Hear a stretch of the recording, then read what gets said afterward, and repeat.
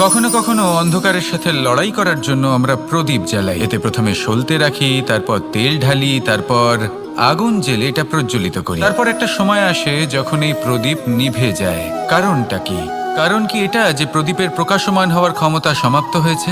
না, এই যে আগুন আমরা দেখতে পাচ্ছি, এই আগুনের জন্য যে শক্তির প্রয়োজন হয় তা আসে এই তেল থেকে। যদি এই তেল সমাপ্ত হয়ে যায় তাহলে এই প্রকাশ তাও সমাপ্ত হয়ে যায়। আর আমাদের জীবনে এই তেল হলো আমাদের কর্ম, আর এই আগুন আর এর দ্বারা উৎপন্ন হওয়া প্রকাশ আমাদের ভাগ্য। যত আমাদের কর্ম ক্ষীণ হতে থাকবে, আমাদের ভাগ্য সৌভাগ্য কোথাও না কোথাও লুপ্ত হয়ে যাবে। যে উজ্জ্বল ভবিষ্যৎ আমরা চাইছি তা কখনো লাভ করতে পারবো না যদি কর্ম না করি। ঠিক যেমন তেল ছাড়া অগ্নি উৎপন্ন হয় না, তেমনি কর্ম ছাড়া সৌভাগ্য হয় না। আর যেমন কর্ম তেমন ভাগ্য। সবসময় কর্ম করতে থাকুন, কর্ম করা থামাবেন না। আর আমার সাথে ভালোবেসে বলুন রাধা রাধা।